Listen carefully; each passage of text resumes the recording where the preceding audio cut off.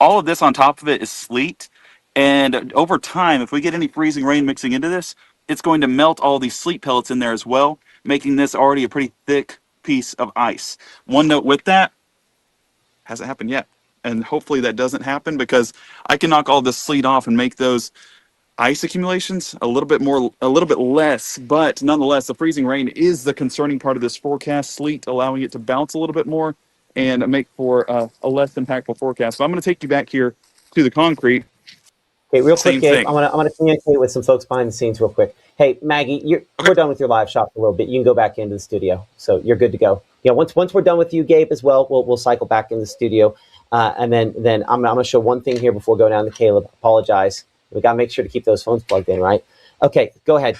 Go ahead, Gabe. Well, I was just going to show the concrete because it's doing the same thing. And you can see, well, I'll let you know that I feel that thin layer of ice. I mean, not anywhere near the accumulation totals that we were tracking yesterday, but nonetheless, that's still possible with this just now starting to come down in a little bit more significant capacity. And one last thing, and I'm sorry, Caleb, I'm not trying to go extra long to keep you outside, but I wanted to show off the vehicles because these high-rise surfaces and the metal that's a little bit elevated, whether it be tables or even vehicles. I mean, look at the layer of ice that is on my vehicle right now. And made the mistake, did not put a towel, did not put a tarp over the windshield. So I hope that you guys did because, yeah, I won't be driving anytime too soon until that windshield is clear. And honestly, shouldn't be driving because of those concerning roadways. But Matt, right now, Hey, go ahead and we're just now getting. pull your windshield wipers off of that. You want to lift your windshield wipers off of the. The reason We'll you see if want it's to even do that, possible. well, and it might not be yet, but if you can, folks at home, pull those windshield wipers off of the. It's going to be really, yeah. You might have to anyway. We'll get you off there before you do that. If you can, for those, you can also take a tarp or something, go around and put it on there. Yeah. But the problem is with the freezing rain, I'd like to have still the seal. We're gonna be iced in. It just is what it is. I should have given you an ice scraper. I've got like 5 of them. Oh, I have an ice scraper. Sorry. Oh, good. Okay. Well, I mean, if that's the case, but understand this: with those plastic door handles, from time to time, there's going to be some issues. Never pour hot water on the car to try to do it. That change from really cold to really hot can crack your window. So keep that in mind there. So a lot of different tips. Again, we'll toss on as we go here. That's our meteorologist Gabe Maynor there in North Lee County. Appreciate Gabe, for everything you're doing, and all the folks out there as well. We're going to check in with our meteorologist Caleb Edelblut in just a moment. We did get a tip here from Dean, who former member of the North Mississippi Storm Chasers. He was talking about some of the issues up here in Memphis. Reports from one of their partners up in Nesbitt that said Memphis is having some rolling blackouts. He's having his power flickering, and that could just be from the overall demand from power going on up there. We do know that this is a very precarious situation as far as power is concerned. We don't show any, full-on outages at this point up there, and hopefully that is something that continues. But I'll be honest, we're going to have more and more power outages. That's just part of how this is going to play out. Unfortunately, you can already see Jonesboro having a few up there in Arkansas, about 1,000 out there close to Cleveland, about 300. These numbers are going to go up significantly over the course of the next couple of days, and hopefully it's not something that lasts longer than that. Our meteorologist Caleb Edelblut there in Tibaha County, and Caleb, as we're kind of looking at what you're seeing there, you're one of the more fortunate locations. What are you seeing now as of 8:27? Well, right now, a whole lot of nothing, and that is definitely a good thing as compared to these other locations we've been seeing across North Mississippi. And that's one of the things I wanted to hit at is with how icy we're talking about these conditions, especially North Mississippi. For us here in Oktibbeha County, these roads can be very deceiving. I mean, we're not seeing any ice right now. And I mean, especially out here right now, we can start to see some more activity, but it's one of those to where I want to make sure you know that we're just receiving this later. We still have the possibility of getting that ice. Now, it's not that peak threat that we're seeing more in the heart of Northwest Mississippi, but it's still very much a threat to us, just not really going to affect us as early. We definitely have a soggy forecast ahead. I saw someone in the comments asking what we can expect for Starkville. Going to be a rainy day ahead, and this is what I wanted to ask you, Matt, to see what your thoughts were with how rainy it's going to be today and how saturated our ground already is throughout the week. I was wondering if once we go into those overnight hours and that ice finally starts to make its way to Starkville, And with our ground being super saturated, if that kind of makes more of a risk for these trees to just fall due to those roots kind of easily falling through the ground with how saturated we are, just still seeing that Starkville is still in a threat. Now we're not in that peak threat, in that peak area that we have hit on all week, but still something that we need to take seriously as this cold continues making its way across our state, getting closer towards the Golden Triangle region. We just kind of see that later on throughout the weekend. You know, when we start talking about severe weather, trees falling down because of wind blowing them over, because of soggy roots is a thing. I get most concerned that those are pine trees, kind of over your left shoulder on the right hand part of the screen, right? Mm-hmm. The issue is that those get completely covered up with ice on all surfaces, and you might have a very small item that you add half an inch of ice, and I don't know that we get there at Starkville quite the half an inch. It's possible. And you take something that was maybe 2 millimeters wide and it becomes an inch wide. That times the millions of pine needles on a pine tree is what makes them some of the most susceptible to impacts in this situation. So we'll keep watching that there. Again, Caleb, thank you so much again for your insight at this time. As we look at Mississippi Live, a Mama Justice Doppler radar at this point here, the icing is something that is continuing. It remains fairly widespread, and it's only going to pick up from here. This is the beginning of a significant ice storm. We are not at the peak. There is a lot more to go, and do not get deceived by the fact that temperatures should start increasing. But as we kind of lay out the reason why all these things are kind of tricky, we show the different layers here and what's going on. Where Caleb is, this is all starting off as snowfall aloft. It melts completely into rainfall and then possibly some freezing rain there. He's probably in this little corner there where you see how it just has that little triangle in that corner. That's where he is falling in this. And by the way, Caleb, we can do some screenshots here in a minute after we get that phone plugged back in. Freezing rain was kind of icing on a lot of those camera lenses. And that happens, obviously, the snow falls in, it melts completely, and then it refreezes in the cold air near the surface. Now, there has been more cold air than projections had 2 days ago and much of yesterday. Late in the day yesterday, we started to get reports out of Oklahoma that the depth of cold air was a little bit greater, and that has increased the quantity of sleet. And in a lot of ways, that is great news. We are better in rain, and we are better in sleet and snow. Again, all those have their own impacts, all those dangerous in their own ways. But this is the one, I can't tell you a person out there that says, man, I hope we get freezing rain. Because while it can look beautiful in very small amounts, that's where all the major power outage issues and every other problem we have comes from, is when we have that freezing rain and the issues related to that. And so one of the things we've talked numerous times about, again, is those peak impacts and what you can expect. That helps you to plan for what you need to know. And I said it a minute ago, and while we're talking about here, I'm going to fix it at the top, but you can read the screen there. Hold on. THREAT.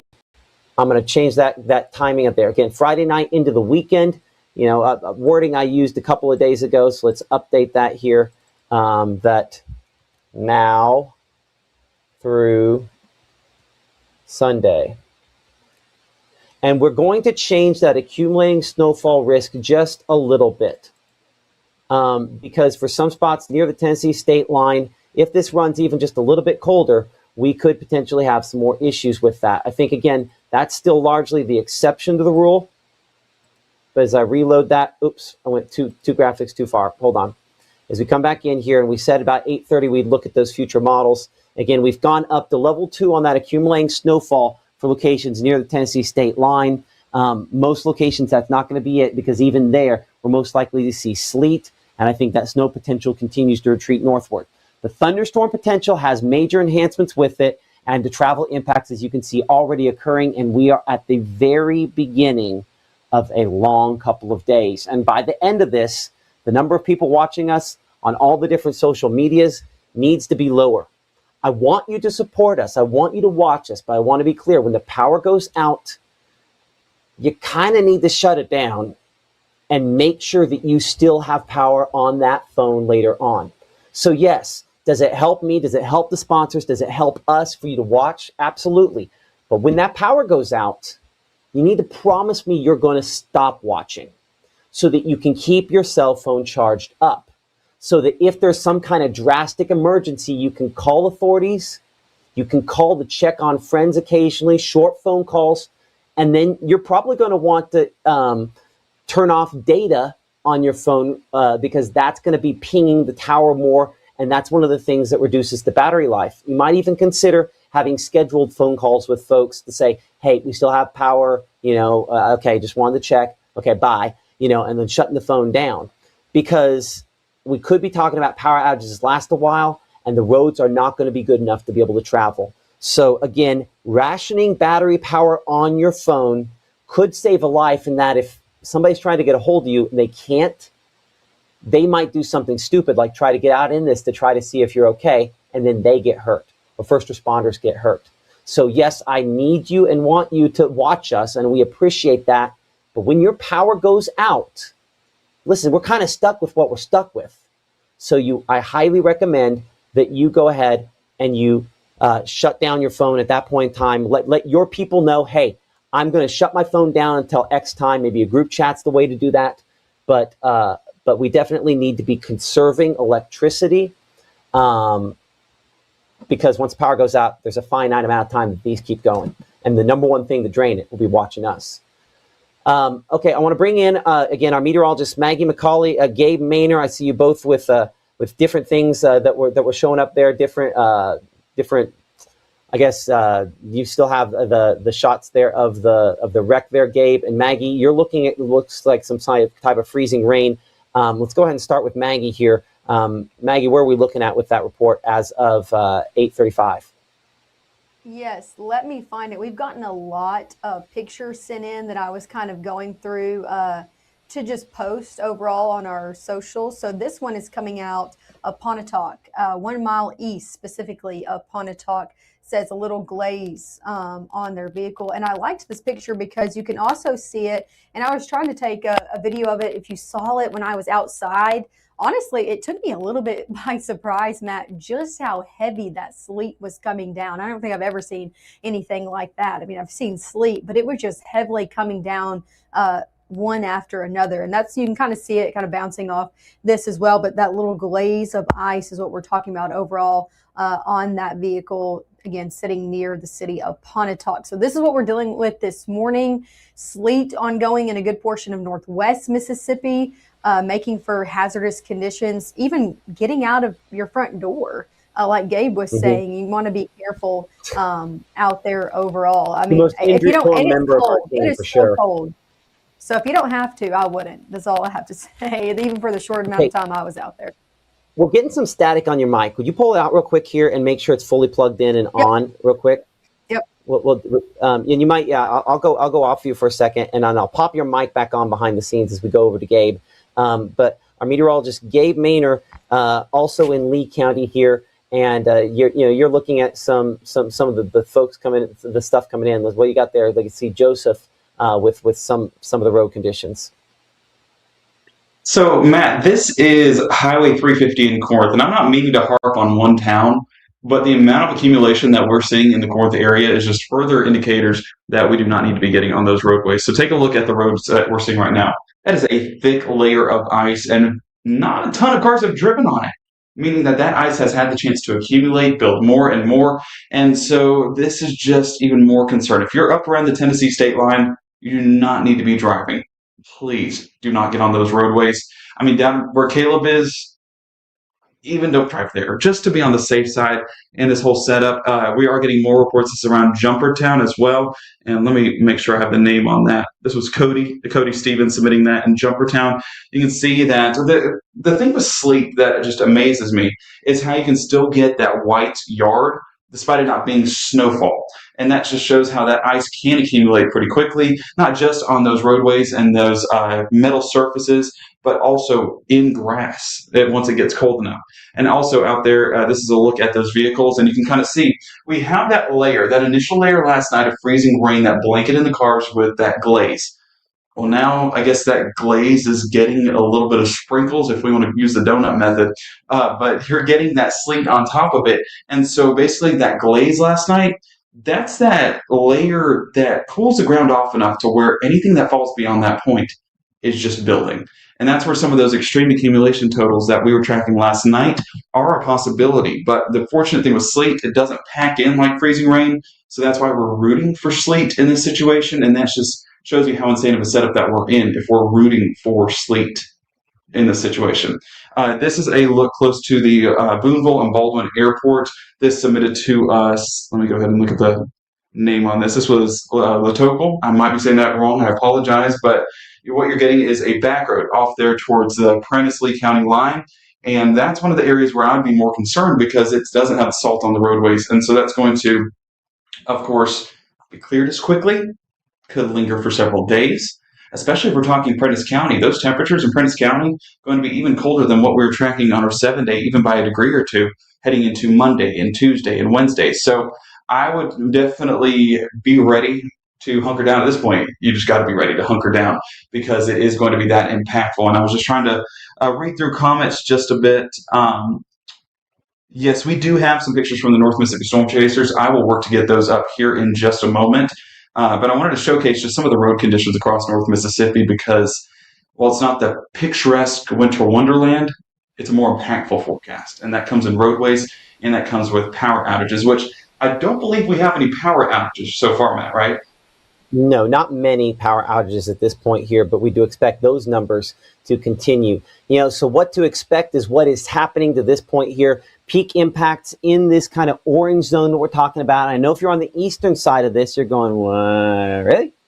No, not like Northwest Mississippi at this point here. I do think some of what we're seeing up there in Alcorn County is there's just been heavier sleet because it's colder there, coating the roads, and perhaps also some other freezing precipitation. I have some of our pictures that you've been submitting using the Mississippi Live Weather app. We're going to go through some of those here in a minute, but let's look at Futurecast. We kind of promised this. We're about 10 minutes late on this, and so I apologize for that. And so as we walk through this here in the Room to Room Weather Center, hour by hour, our Futurecast showing low 20s up there in the northwest part of the state, noontime here, mid 20s in New Albany, upper 20s in Tupelo, and then still below freezing in Amory. We talked about this over and over again in Amory, how the models have shown green. We don't want to get too attached to that. The positioning on this freezing line is not perfect. And so if you're in those advisories we've been talking about, those ice storm warnings, and many of you are, you probably got a push in the Mississippi Live Weather app about that, letting you know which type of advisory you're under. You're under the ice storm warning. We expect, again, icing conditions off and on over the next 24 plus hours. Really, it's more like 30 hours or so. Honestly, 24 hours would take us to what? 8 a.m. tomorrow. 30 hours would take us to, what, 6, 7, 8, 2 to 3 p.m. Yeah, I would say about 30 hours of this that we have left, unfortunately. So more than a day. Now, you'll note here temperature up a little bit more by 2:30. This is that warm air trying to overrun what we have in the precipitation. If it can get heavy enough, it could possibly get those temperatures near the surface to kind of come up a little bit more. But that warm air working its way northward, and associated with that is also that chance for storms. Yes, I know. Down here, what we call the warm sector, kind of on the east side of this, there's a lot more unstable air. There's, believe it or not, a severe weather threat down there toward the coast for early Sunday as this all comes in. But these pockets that you see back out here toward Texas, see how it just looks like little pockets?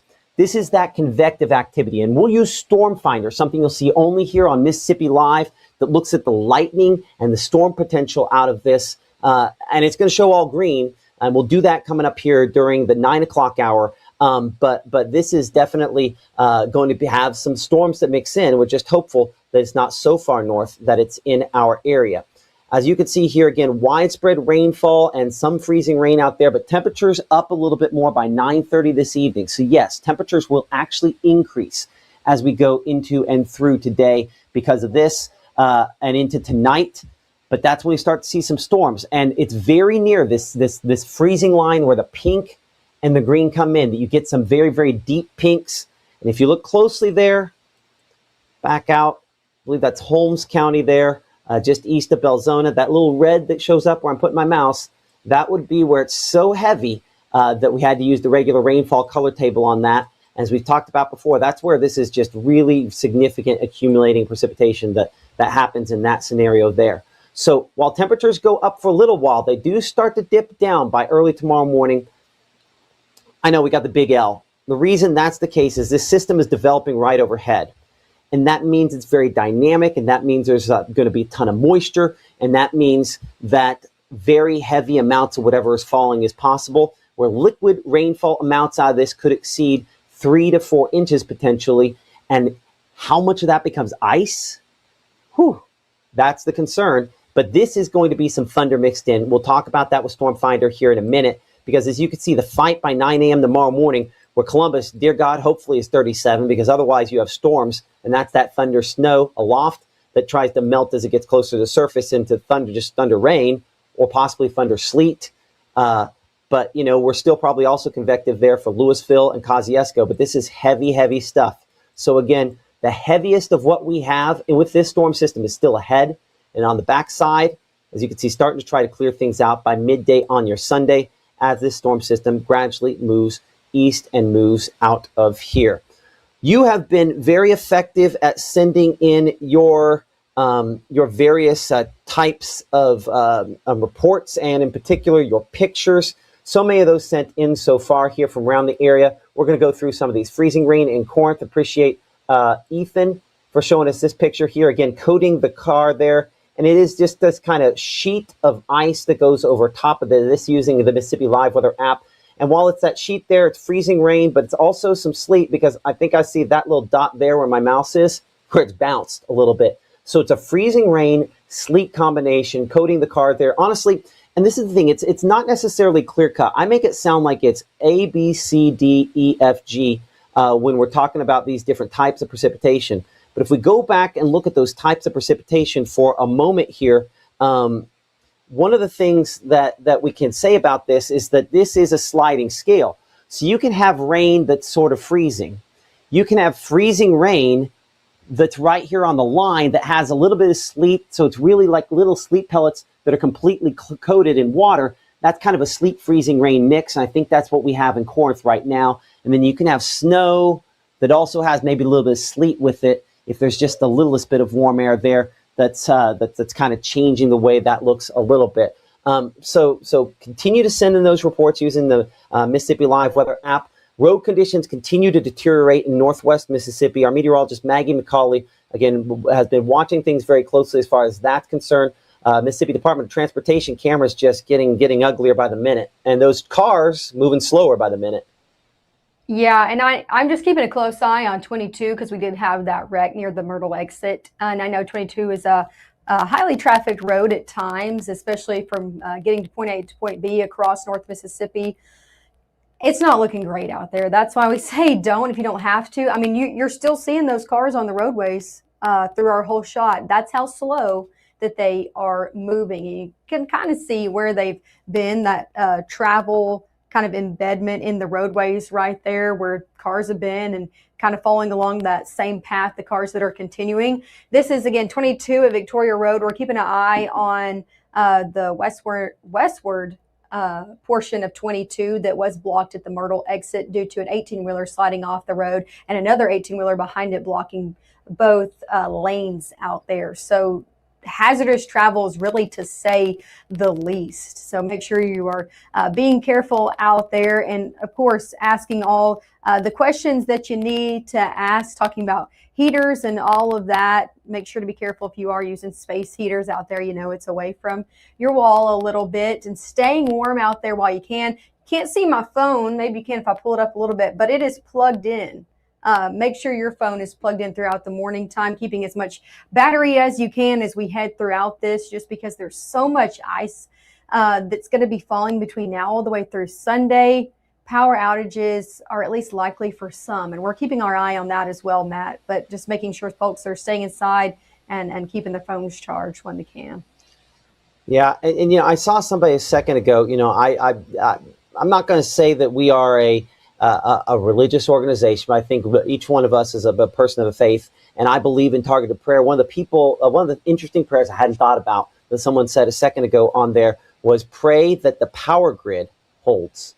I mean, I hadn't thought about that, but they're absolutely right. You know, pray that the power grid holds. Again, join our chat, join our conversation there.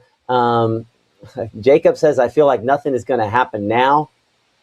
Buddy, I'm not going to say famous last words, but I'm going to say that we got a long, long ways to go in this event. And so many of you have been effective at sending in your pictures. This is how I can actually look, believe it or not, behind the scenes here and kind of see pictures in different spots. We have not heard much from Tippah County here, but we do have, again, from the front porch there in Ripley, some slick sidewalks. As you can see, kind of a shot here of getting those completely coated in the ice. I mean, you don't want to walk on this, even if you're less klutzy than Gabe Maynor is, because that's gonna immediately kind of slip behind you. And this is the very beginning. This is, I mean, looking at that shot there, and we'll check out a couple others there up in and around Tippah County. As we're looking here, a couple shots there along County Road 701 to see kind of what we're looking at. Again, the tree's still okay. Claire Bryan with this picture here of, obviously the coating on the ground. But man, okay, let me be clear about something, and I hope this is overkill. If you're like me, and I'm a tree hugger in that I grew up in Kansas, we didn't have trees. If you got some beautiful trees out there, I would take some pictures of them just in case they become before and after trees. Maybe go to your front porch and take a picture just so you have it before, and hopefully we don't get into a situation where we have to show an after picture with that. But submit your pictures using the Mississippi Live weather app, and we will show some of those around. I'm going to widen this out a bit more here. As again, appreciate everybody for the reports. I saw somebody in the chat asking about West Point. We do have a couple of pictures from West Point. If we're talking about folks trying to travel there, this is a windshield completely coated in ice in West Point. So this is not just a North issue. This is an everybody issue, because West Point is one of those locations that is under that ice storm warning. And ice storm warnings in effect and do include a large chunk of our counties here. West Point, one of those spots under one until 6 p.m. Sunday. So if you don't want to go by what I'm saying here, go by what the government is saying. And this map here, every color on this, I have absolutely zero input on what's going on to this map. This is all what the National Weather Service, an arm of the Department of Commerce and NOAA and the government, has put out. And so this isn't just Matt and Caleb and Maggie and Gabe all just throwing stuff out there. This is an ice storm declared by the U.S. government. So we have to take it seriously, and we do expect things to get significantly worse potentially as we go forward. I'm going to show some more pictures coming up here in a couple of minutes, but I think we're going to come back here to Mama Justice Doppler radar, looking again at those latest scans. And again, the heaviest icing is north, but there is icing for a lot of other spots as well. I'm going to go down south. We're going to look at our radar site out of Jackson, and you can see again heavier showers. One of the things that I get concerned with when we start looking at these kind of heavier bands coming in, especially when this is in kind of normal precipitation mode for folks down here, is that, there's probably less, I'm not going to say less preparation going on, but, this is probably heavier. It's closer to the Gulf, has more moisture to work off is. This could be heavier, moving toward Yazoo City, and just provides enough of a glaze that people are like, oh, it's not that bad. You hit it and you slide and you're in trouble there. But then I also see on this Greenville how we have kind of one of these consistent bands. See how this is a 1 hour loop here? And it's just been very consistent tracking kind of from west to east, where we have this band in place, and it's all